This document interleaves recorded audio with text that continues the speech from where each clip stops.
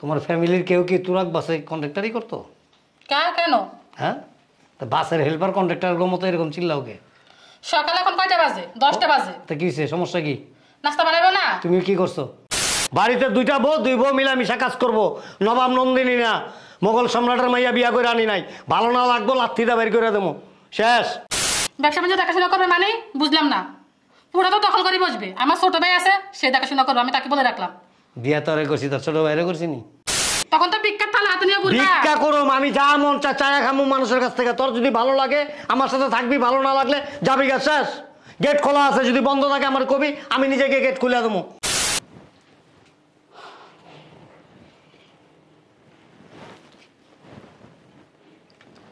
বুঝলাম না, সকাল হলো এখন কি নাস্তা টাস্তা বানাই নাই? এর বাসুরটা অফিসে যাবে, তার প্রতি কোনো খেয়াল আছে? রোকসানা, রোকসানা,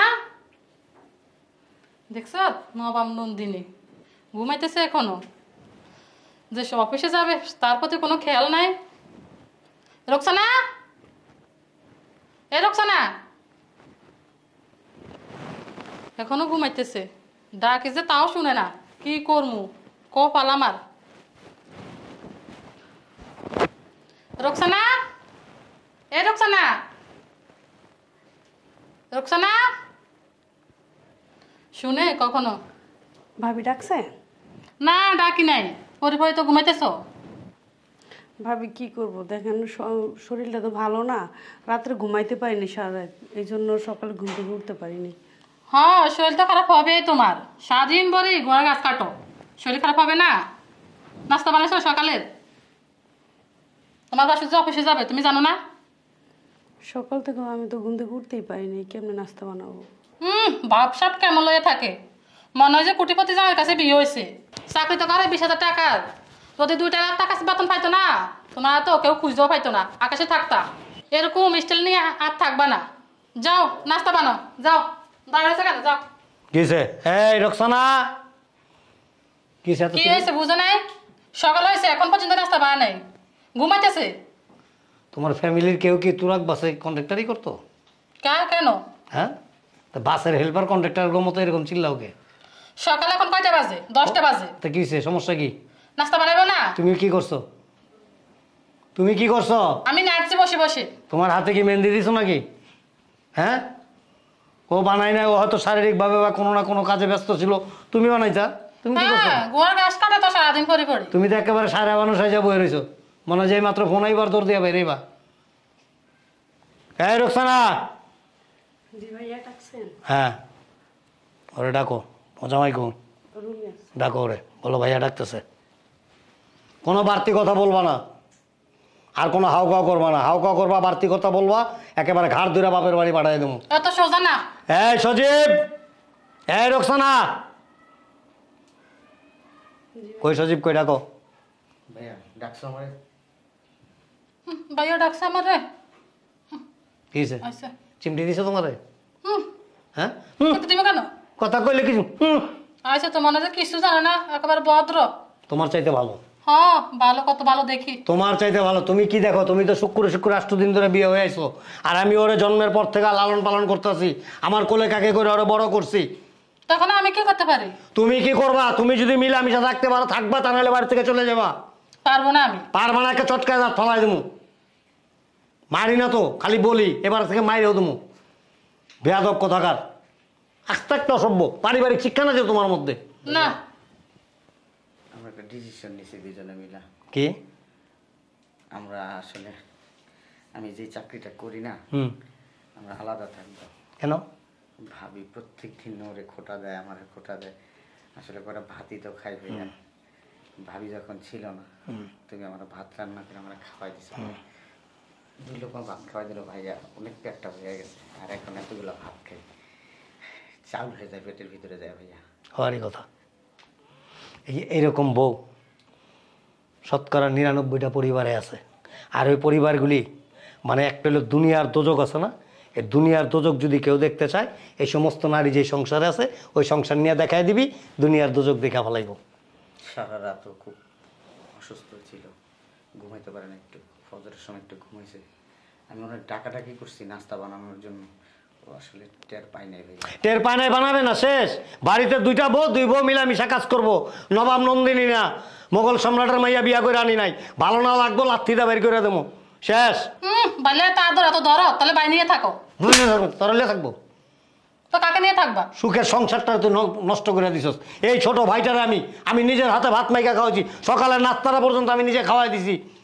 আর এই ছোট ভাইটারে নিয়ে, ছোট ভাইয়ের বউটারে নিয়ে সারাক্ষণ লাগিয়ে থাকোস কেন এরকম করে? এখন আমি কি করবো? আমিও খাওয়াই দিমু? হ্যাঁ, তোর এই পচা হাত দিয়ে খাওয়াই তুইব না। তুই ভালো কিছু ধরলে হাতে নষ্ট হয়ে যাবো গা, ইস, কারণ তোর মনই তো পরিষ্কার না। তোর মনটা হচ্ছে নোংরা ডাস্টবিনের মতো। হ্যাঁ তুমি দেখছো আমি সংসার করতেছি, তোর হলে আমি দেখুন না আরেক বেটা দেখবো।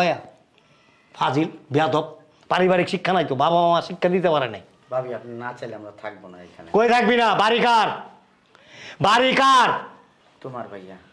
আমার না, আমাদের। আমার যত সয় সম্পত্তি আছে, আমার অ্যাকাউন্টে যত টাকা পয়সা আছে, সব কিছুর অর্ধেক মালিক তুই।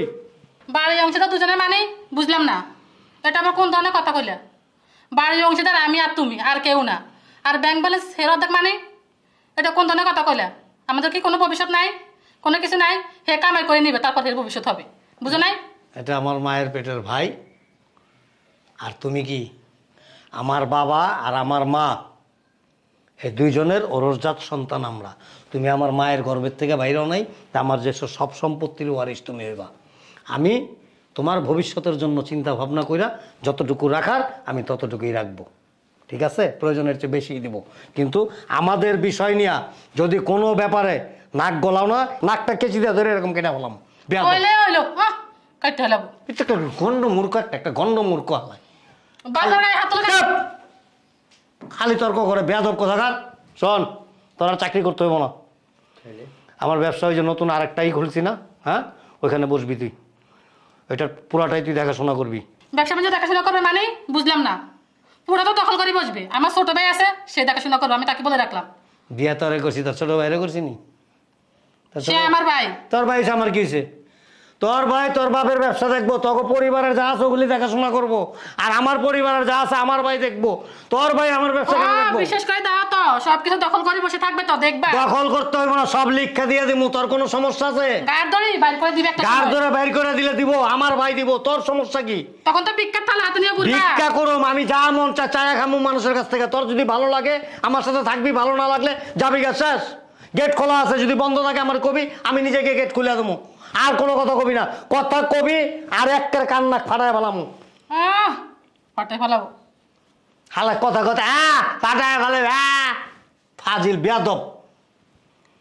সকাল থেকে তুই ওই নতুন দোকানে গিয়ে বসবি। যাও ভিতরে যা। শোন, গাড়ি তো দুইটা, একটা তো আমি ইউজ করি, আর তোর ভাবি যেটা পার্সোনাল ইউজ করতো ওই গাড়িটা কালকের থেকে তুই ইউজ করবি। আমার তো ইউজ করবে মানে বুঝলাম। কথা ধাক্কা দেশ কে? কথা কথা তো দিব না, একটা তুমি একটা আমার গাড়ি হাত দিতে পারবো না। তোর বাপের বাড়ি টানছি গাড়ি? বাড়িতে কান মুখান গাড়ি আমার টাকায়, আমার গাড়ি কে চালাইবো না চালাইবো সেটা সিদ্ধান্ত আমি নেবো।